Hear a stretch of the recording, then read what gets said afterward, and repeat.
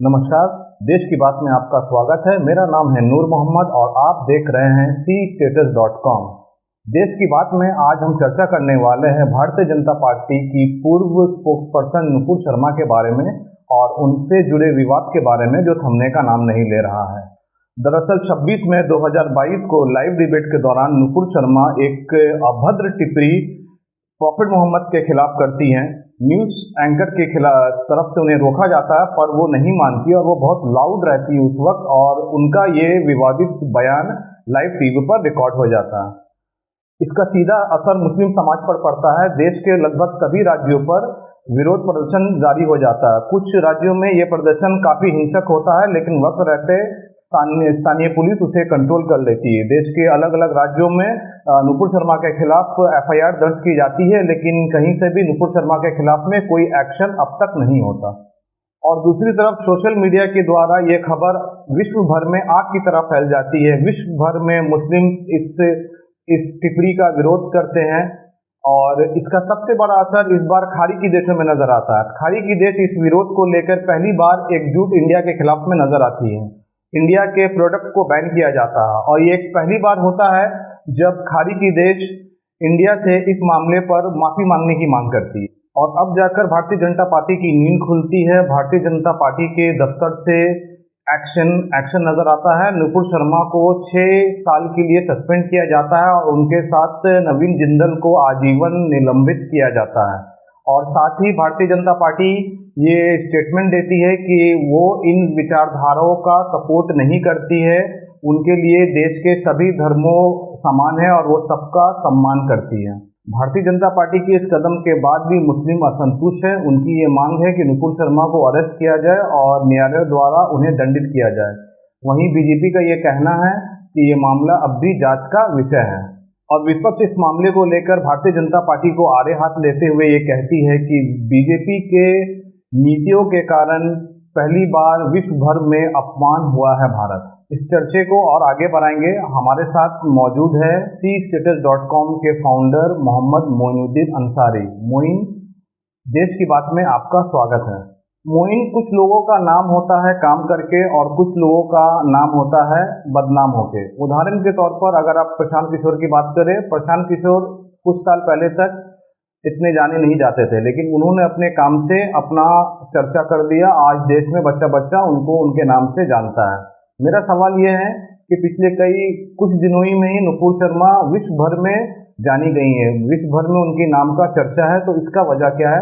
और मैं ये भी जानना चाहता हूँ कि इस विवादित बयान से पहले नुपुर शर्मा का करियर क्या था? नूर, आपका बहुत शुक्रिया। वीडियो को शुरू करें और इसको आगे लेके जाएं। एक छोटी सी अपील अपने दर्शकों को कि अगर आप ये वीडियो फर्स्ट टाइम YouTube पर देख रहे हैं तो YouTube पर हमारे चैनल cstatus.com को ज़रूर सब्सक्राइब करें। इसके अलावा अगर आप ये वीडियो हमारे Facebook पर देख रहे हैं तो Facebook पर हमारे पेज cstatus.com को ज़रूर लाइक करें और फॉलो करें। इसके अलावा अगर आप ये वीडियो हमारे वेबसाइट cstatus.com पर देख रहे हैं तो वहाँ हमारे पेज cstatus.com को लाइक करें और फॉलो करें। नूर, अब आते हैं आपके सवाल पर, जहां आपने ये कहा है कि नुपुर शर्मा एक ऐसा नाम आज सिर्फ हिंदुस्तान में ही नहीं बल्कि पूरे विश्व में इस नाम को लेकर चर्चा में है और खासकर खाड़ी के देशों में। और दूसरा सवाल आपने ये पूछा है कि नुपुर शर्मा का अब तक का पॉलिटिकल कैरियर क्या रहा है उस विवादित बयान देने से पहले तक। नुपुर शर्मा की अगर बैकग्राउंड की बात करें तो नुपुर शर्मा का जन्म 1985 न्यू दिल्ली में एक समृद्ध परिवार के घर में होता है। परिवार के कुछ लोग सिविल सर्वेंट से जुड़े हैं, परिवार के कुछ लोग बिजनेस से जुड़े हैं और लोगों का ये कहना है कि वो काफ़ी एक पढ़ी लिखी फैमिली बैकग्राउंड से नुपुर शर्मा खुद आती हैं। उसके बाद उन्होंने अपनी ग्रेजुएशन हिंदी कॉलेज के दिल्ली यूनिवर्सिटी से कंप्लीट किया है और वो पेशे से एक वकील हैं और आगे जाके उन्होंने अपनी मास्टर्स की degree London school of economics से कंप्लीट की है। अब बात करते हैं उनके पॉलिटिकल कैरियर की शुरुआत। उनकी पॉलिटिकल कैरियर की शुरुआत होती है साल 2008 में, जब वो एबीवीपी को ज्वाइन करती हैं। एबीवीपी संघ परिवार का एक स्टूडेंट विंग है और अपना पहला चुनाव जीतती हैं प्रेसिडेंट के तौर पर एबीवीपी के टिकट पर। जो एबीवीपी पिछले 8 सालों तक एक भी चुनाव एज ए प्रेसिडेंट उनका कोई भी स्टूडेंट नहीं जीता था। नुपुर शर्मा एक तेज तर्रार स्टूडेंट शुरू से ही थी और यही वजह थी कि वो बाद में आगे जाकर बीजेपी के स्पोक्स पर्सन बनी। सबसे पहली बात, नुपुर शर्मा का नाम विवाद से तब जोड़ा जाता है जब उन पर एक आरोप लगता है बदसलूकी का SAR जिलानी के साथ। SAR जिलानी को एज ए फैकल्टी मेंबर के तौर पर बुलाया जाता है कम्युनलिज्म, फासिज्म और डेमोक्रेसी के ऊपर बोलने के लिए। SAR जिलानी वही शख्स हैं जिन पर आरोप लगता है 2001 के पार्लियामेंट अटैक्स को लेकर, जो बाद में कोर्ट की तरफ से एक्विट किए जाते हैं। लंदन से लौटने के बाद साल 2010 में नुपुर शर्मा आधिकारिक रूप से बीजेपी को ज्वाइन करती हैं और बाद में काफ़ी सीनियर लीडरों के साथ नुपुर शर्मा ने काम भी किया है। जैसा कि कुछ लोग बताते हैं, अपने शुरुआती दौर में नुपुर शर्मा ने अरुण जेटली जी के साथ, सुषमा स्वराज जी के साथ, काफ़ी सीनियर लीडरों के साथ अपने शुरुआती दौर में काम भी किया है। दिन हफ्ते बनते हैं, हफ्ते महीने बनते हैं, महीने साल बनते हैं। अब आता है साल 2013 में दिल्ली विधानसभा के इलेक्शन के दौरान नुपुर शर्मा अपनी जगह बनाती हैं बीजेपी की मीडिया कमेटी में और उनके काम से संतुष्ट होकर 2015 में बीजेपी उनको टिकट देती है सिर्फ 30 साल की उम्र में आम आदमी पार्टी के सबसे बड़े नेता अरविंद केजरीवाल के खिलाफ इलेक्शन लड़ने के लिए। उनकी क्षमता को देखकर, उनकी काबिलियत को देखकर नुपुर शर्मा को आधिकारिक रूप से दिल्ली का प्रवक्ता बना दिया जाता है। उसके बाद फिर 2020 में आधिकारिक तौर पर नुपुर शर्मा को राष्ट्रीय प्रवक्ता बना दिया जाता है। ये तो थी नुपुर शर्मा की एक छोटी सी बैकग्राउंड अब तक विवादित बयान देने से पहले तक। जी हाँ मोइन, काफ़ी प्रतिभाशाली रही है नुपुर शर्मा, और हो भी ना क्यों, भारतीय जनता पार्टी में आने के लिए प्रतिभा की बहुत बहुत ज़रूरत पड़ती है और spokes person, national spokes person रही है वो भारतीय जनता पार्टी की, और काफ़ी कॉन्फिडेंस रहा है भारतीय जनता पार्टी को नुपुर शर्मा पर। और मैं तो कहूँगा कि अब भी अगर औपचारिकता की बात अगर आप छोड़ दें तो अब भी भारतीय जनता पार्टी को नुपुर शर्मा पर काफ़ी कॉन्फिडेंस है। और यही वजह है कि जब नुपुर शर्मा को 6 साल के लिए सस्पेंड किया गया, तब भी उनका ये बयान आया है कि अब भी तमाम बड़े नेता भारतीय जनता पार्टी के, उन्होंने होम मिनिस्टर का भी नाम लिया कि वो अब भी मेरे साथ में है। और भारतीय जनता पार्टी के लिए ये डिसीजन लेना काफ़ी मुश्किल भरा होगा क्योंकि उनको नुपुर शर्मा पर काफ़ी विश्वास था। मेरा सवाल भारतीय जनता पार्टी और के लिए यही है कि आखिर जब पिछले 10 दिनों से इतना बड़ा हंगामा हो रहा था देश में, विरोध प्रदर्शन हो रहा था हमारे देश के अलग अलग राज्यों में, तब तक तो भारतीय जनता पार्टी बिल्कुल सोई हुई नज़र आ रही थी। और अचानक जब खाड़ी के देशों में इस विवाद ने एक नया रूप लिया और काफ़ी बयानात होने लगे, वहाँ से कई बयान आने लगे, तब जाकर भारतीय जनता पार्टी की नींद खुली और इतना बड़ा हिस्टोरिकल डिसीजन पहली बार भारतीय जनता पार्टी लेती हुई नजर आई। मोइन, मैं ये जानना चाहूँगा, मैं ये समझना चाहूँगा कि आखिर क्या यही प्रेशर था जो खाड़ी देशों की तरफ से आया था जिसके वजह से नरेंद्र मोदी ये डिसीजन ले पाए, और वो जो कुछ भी 10 दिन पहले तक देश में हो रहा था, वो विवाद, वो प्रोटेस्ट जो हमारे देश के माइनॉरिटीज़ कर रहे थे, उनको कुछ भी उनका असर भारतीय जनता पार्टी पर नजर नहीं आया, तो कैसे देख सकते हैं इस मामले को हम? अब आते हैं नूर आपके सवाल पर। दर्शकों को उससे पहले बता दूं कि जिस बीजेपी पार्टी ने पिछले 8 सालों में एक भी इस्तीफा न लिया हो, यहाँ तक किसी एक चपरासी तक का भी इस्तीफा न लिया हो, आज वो बीजेपी पार्टी ने अपनी स्पोक्स पर्सन नुपुर शर्मा को इमीडिएट इफेक्ट से निकाल दिया है। ये एक बहुत बड़ा रीज़न है। इसके पीछे आप बिल्कुल भी ना समझें कि किसी विपक्ष का दबाव है या किसी नेता का दबाव है या किसी मुस्लिम संस्था का दबाव है और इसके प्रेशर में बीजेपी ने ये कदम उठाया हो। इसका रीज़न कुछ और है, मैं आपको बताता हूँ। इसकी जो असल वजह है वो खुद प्राइम मिनिस्टर नरेंद्र मोदी जी हैं। जिनका खुद का पर्सनल रिलेशन और खुद की क्रेडिबिलिटी 24 कैरेट्स गोल्ड की तरह है पूरे अरब वर्ल्ड में।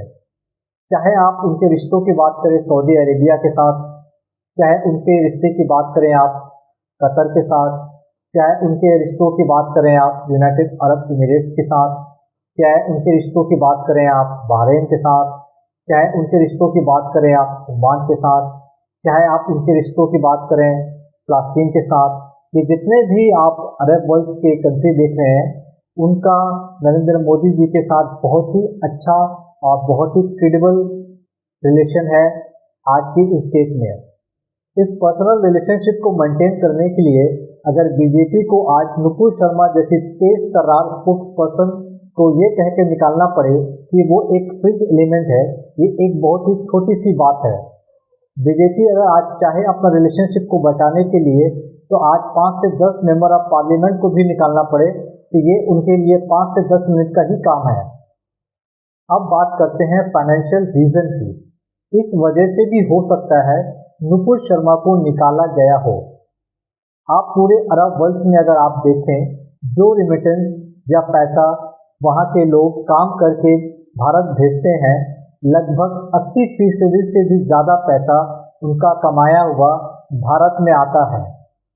और दूसरी ओर आप देखें तो जो लोग काम करते हैं पूरे यूरोप में, जो लोग काम करते हैं अमेरिका में, जो लोग काम करते हैं जर्मनी में, जो लोग काम करते हैं फ्रांस में, वो लोग जो वहाँ काम करते हैं उनका 40% से भी कम पैसा कमाया हुआ वो भारत आता है।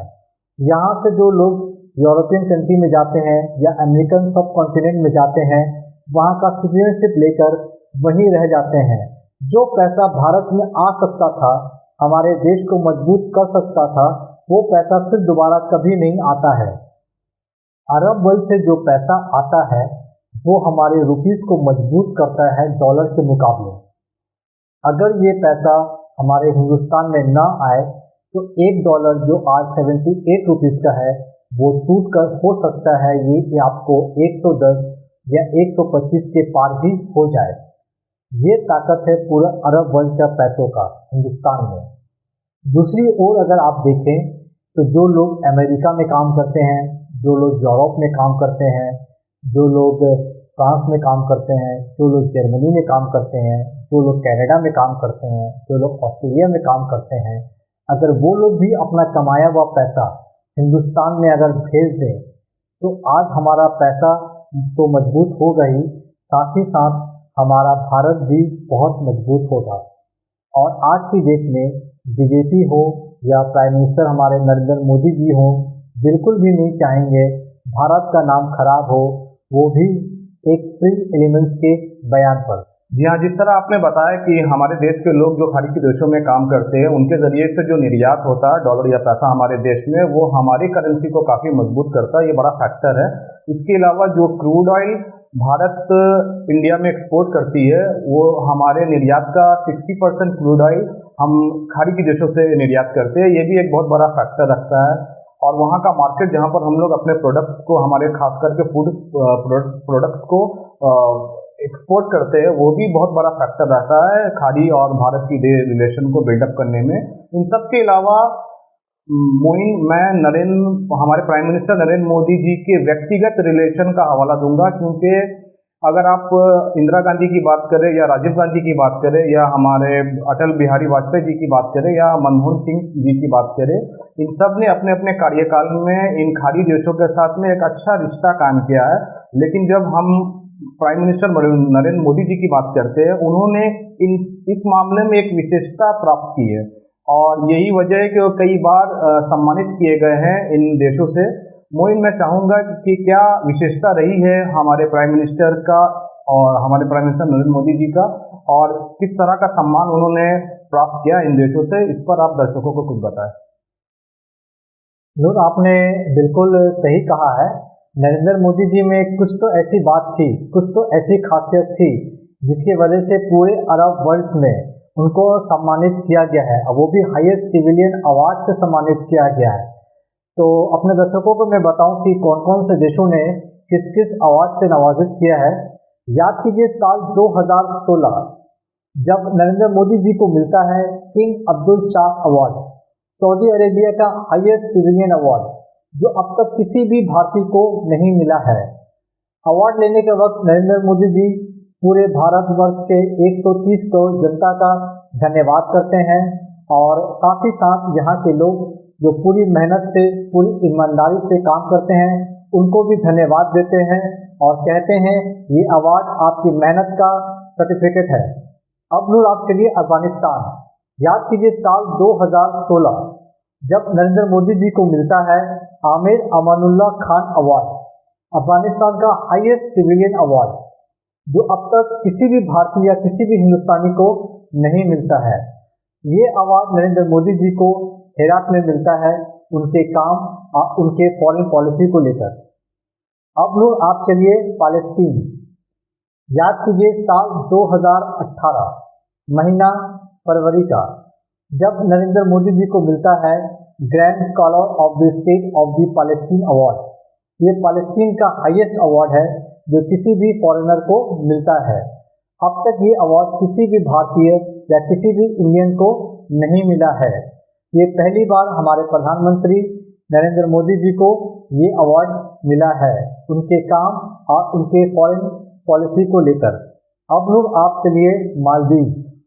याद कीजिए साल 2019 महीना जून का, जब नरेंद्र मोदी जी को मिलता है रूल ऑफ निशाने इजुद्दीन अवार्ड, मालदीव्स का हाईएस्ट अवार्ड, जो कि खुद वहाँ के प्रेसिडेंट इब्राहिम मोहम्मद सोली जी नरेंद्र मोदी जी को देते हैं उनके काम और उनके फॉरेन पॉलिसी को देखकर। अब लोग आप चलिए यूएई यानी कि यूनाइटेड अरब इमिरेट्स। और याद कीजिए साल 2019 जब नरेंद्र मोदी जी को मिलता है order of the zaid award, UAE का हाईएस्ट सिविलियन अवार्ड। और ये अवार्ड लेने के बाद नरेंद्र मोदी जी कहते हैं ये अवार्ड पूरे 130 करोड़ भारतीयों का है और खासकर उन लोगों का धन्यवाद देते हैं जो लोग यहाँ अपनी पूरी ईमानदारी के साथ काम करते हैं, अपना पूरा योगदान देते हैं यूएई को आगे लेके जाने में। और साथ ही साथ ये भी कहते हैं इन पर सिर्फ यूएई को गर्व नहीं है बल्कि पूरे भारतवासियों को इन लोगों पर गर्व है। अब आप लोग खुद सोचिए, जिस शख्स का पर्सनल रिलेशन और क्रेडिबिलिटी इतना मजबूत हो, इतना स्ट्रांग हो पूरे अरब वर्ल्ड में, आपको लगता है नुपुर शर्मा पर कार्यवाही नहीं होती? बिल्कुल नुपुर शर्मा पर कार्यवाही भी होती और उनको पार्टी से निकाला भी जाता। जब तक ये बात भारत के बाउंड्री के अंदर थी तब तक नुपुर शर्मा बची हुई थी। जैसे ही ये बात सोशल मीडिया के द्वारा पूरे अरब वर्ल्ड में गई, वैसे ही पूरे अरब वर्ल्ड ने वहाँ के एम्बेसडर को बुला के अपनी आपत्ति दर्ज की और तुरंत ही बीजेपी ने नुपुर शर्मा को अपनी पार्टी से निकाल दिया पिंक एलिमेंट्स कहकर। बड़ी फेडरलिस्ट है हमारे प्रधानमंत्री मोदी की इन देशों में और बड़ी उपलब्धि उन्होंने प्राप्त की है, जिससे उन्होंने खुद को भी तो सम्मानित किया और साथ में हमारे देश को भी सम्मानित किया। और यही वजह है उनका जो रिलेशन था और अरब में इन लोगों से, अरब के बड़े बड़े लोगों से जो उनका रिलेशन था, उसका असर था नुपुर शर्मा के मामले पर, जब उन्होंने हार्ड एंड फास्ट ये डिसीजन लिया और नुपुर शर्मा को 6 साल के लिए निलंबित कर दिया अपनी पार्टी से। लेकिन मोइन कहीं ना कहीं वो चूक गए हैं अब भी माइनॉरिटीज़ को कंसोल करने पर। माइनॉरिटीज़ अब भी कंसोल नहीं उनके इस फैसले से, जैसे मैंने आपको पहले भी बताया था। अभी तक कोई एक्शन नहीं लिया गया है नुपुर शर्मा के ऊपर न्यायालय द्वारा, कोर्ट द्वारा। अभी भी उनका मामला चल रहा है, ये ट्रायल का मामला बना हुआ है और इसका असर प्रोटेस्ट पर हो रहा है, हमारे देश के अलग अलग राज्यों में हो रहा है, जिसमें सबसे बुरा हाल यूपी और हमारा वेस्ट बंगाल और झारखंड में देखा गया है। काफ़ी तोड़फोड़ हुई है हमारे देश में, 2 जानें भी गई हैं, पुलिस के द्वारा चलाए गए गोलियों में 2 जानें भी गई हैं। तो मैं देख रहा हूँ कि एक अलग माहौल बन रहा है देश में। कोई भी संतुष्ट नहीं है, खास करके माइनॉरिटी, मुस्लिम माइनॉरिटी संतुष्ट नहीं है भारतीय जनता पार्टी के इस कदम से। हालांकि ममता बनर्जी के आदेश में वेस्ट बंगाल की पुलिस इस हिंसक विरोध प्रदर्शन को काबू करने में काफ़ी हद तक कामयाब हो जाती है। कई सारे अरेस्ट किए जाते हैं हावड़ा जिला से। वहीं उत्तर प्रदेश की पुलिस इस हिंसक प्रोटेस्ट को लेकर काफ़ी सीरियस नज़र आती है और पत्थरबाजों को और दंगाइयों को रोकने के लिए एक्शंस पुलिस द्वारा लिया जाता है। हवाई फायरिंग की जाती है, आंसू गोले छोड़े जाते हैं और कई जगहों पर 144 लागू किया जाता है। ये सब कुछ और योगी आदित्यनाथ के निर्देश में किया जाता है। इस ऑपरेशन के दौरान एक नया मामला चर्चा का विषय बन जाता है जब मोहम्मद जावेद के घर को सरकार द्वारा बुलडोजर से तोड़ दिया जाता है। दरअसल मोहम्मद जावेद को इस घटना से ठीक एक दिन पहले अरेस्ट किया जाता है और उन पर ये आरोप लगाया जाता है कि वो मास्टरमाइंड है हिंसक विरोध प्रदर्शन के और पत्थरबाजी के और आगजनी के। और ठीक इसके दूसरे दिन मोहम्मद जावेद के घर को बुलडोजर से तोड़ दिया जाता है। बाद में विभाग ये कहती है कि ये अवैध निर्माण है और उसकी कार्रवाई की गई थी, पहले से नोटिस दिया गया था और उसके बाद ये कार्रवाई की गई है। ये मामला भी अब कोर्ट में है। मोइन 295A के तहत मुकदमा चलने वाला है अब नुपुर शर्मा के ऊपर। इस धारा के तहत किसी भी धर्म या धर्म विशेष का इंटेंशनली अपमान करने को अपराध माना गया है। आमतौर पर ऐसे केस में अरेस्ट या बिना अरेस्ट किए कोर्ट में ट्रायल होता है, एविडेंस की जांच होती है और आरोप साबित होने पर दोषी को अधिकतम 3 वर्षों की सजा का प्रावधान है। मोइन, क्या लगता है इतने सारे विरोध प्रदर्शन होने के बाद भी नुपुर शर्मा के ट्रायल में इतनी देरी क्यों हो रही है? और दूसरी तरफ देखा जाए, जब खाड़ी देशों का रिएक्शन आया तब भारतीय जनता पार्टी बिल्कुल भी देर नहीं करती है और 6 साल के लिए नुपुर शर्मा को सस्पेंड करती है। और सिर्फ यही नहीं, फ्रेंच एलिमेंट कहने से भी भारतीय जनता पार्टी इतने बड़े स्पोक्स पर्सन को फ्रेंच एलिमेंट कहने पर भी वो चूकती नहीं है। अब फिर जब ट्रायल का मामला आता है, इस प्रक्रिया में देर की जा रही है जिसके वजह से विरोध प्रदर्शन रुकने का नाम नहीं ले रहा है। आपको क्या लगता है मोइन, क्या फिर से खाड़ी देशों के रिएक्शन के इंतजार में है मोदी सरकार? नूर, आपने बिल्कुल सही बताया है और जिस तरीके से नुपुर शर्मा को पार्टी से निकाला गया और जिस आनंद फानंद में नुपुर शर्मा को पार्टी से निकाला जाता है वो कहीं न कहीं आपको दिखाई देगा। गवर्नमेंट ऑफ इंडिया यानी कि बीजेपी की जो सरकार है वो बिल्कुल कहीं न कहीं पूरे अरब वर्ल्ड के प्रेशर में थी, खासकर उन खाड़ी के देशों में जहां से नरेंद्र मोदी जी को सम्मानित किया गया है। और दूसरी तरफ अगर आप देखें, अगर भारत में यानी कि इंडिया में, तो गवर्नमेंट ऑफ इंडिया का जो रुख है बिल्कुल इसी का आपको उल्टा दिखाई देगा। और ये मामला अगर आप देखें तो ये मामला 27 मई को है जब नुपुर शर्मा एक टीवी डिबेट्स के दौरान ये विवादित बयान देती हैं और ठीक उसी के कल होके अल्ट न्यूज़ के जो एक फैक्ट फाइंडर न्यूज़ वेबसाइट है उसके फाउंडर मोहम्मद जुबैर उसकी एक क्लिप को लेकर सोशल मीडिया में डालते हैं और फिर ये चीज़ जो है पूरी दुनिया को पता चलती है और उसके बाद में फिर ये भारत के बाहर अरब वर्ल्ड में ये चीज़ जाती है। लेकिन आप अगर देखें अरब वर्ल्ड का रिएक्शन से पहले अगर आप भारत की अगर आप बात करें तो लगभग एक हफ्ता तक बीजेपी की तरफ से फिर भी ऐसी कार्रवाई आपको नहीं देखी जाएगी। और इसी बीच में आप देखेंगे तो हिंदुस्तान के कई जगह यानी कई स्टेट में आपको हिंसा की खबर आपको दिखाई देगी। जैसा कि नूर आपने बताया उत्तर प्रदेश का मामला आपने जैसा कि बताया, फिर उसके बाद आपने वेस्ट बंगाल के बारे में आपने बताया, उसके बाद फिर आपने कानपुर हिंसा के बारे में जिक्र किया और एक विवाद जावेद नाम के एक शख्स के बारे में जो आपने बताया। कहीं न कहीं आपको ये देखना पड़ेगा और गवर्नमेंट को ऑफ इंडिया को ये देखना पड़ेगा कि अगर उन पर जो प्रेशर अगर मिलता है खासकर अरब वर्ल्ड की तरफ से तो रिएक्शन तो बीजेपी यानी कि गवर्नमेंट ऑफ इंडिया देती है, लेकिन कहीं न कहीं जब अपनी खुद इंडिया में अगर ये बात जब पूरे माइनॉरिटीज़ की तरफ से प्रेशर दिया जाता है नरेंद्र मोदी गवर्नमेंट को, तब बीजेपी कहीं न कहीं ये पीछे अपने आप को खींचती हुई नज़र आती है। और आने वाले दिनों में हमें देखना पड़ेगा कि बीजेपी कब तक नुपुर शर्मा को अरेस्ट करती है और ये प्रेशर कब तक माइनॉरिटी की तरफ से बीजेपी सरकार को मतलब ये बनाई रखी जाएगी। मोइन, इस चर्चे में शामिल होने के लिए आपका बहुत बहुत धन्यवाद। देश की बात में आज के इस चर्चे को हम यहीं समाप्त करते हैं और अपने दर्शकों से ये प्रार्थना करते हैं कि अगर उनको हमारा ये वीडियो पसंद आए तो हमारे चैनल cstatus.com को ज़रूर लाइक और सब्सक्राइब करें। फिर हाजिर होंगे आपके सामने एक नए मुद्दे, एक नए चर्चे को लेकर। Till then, good bye.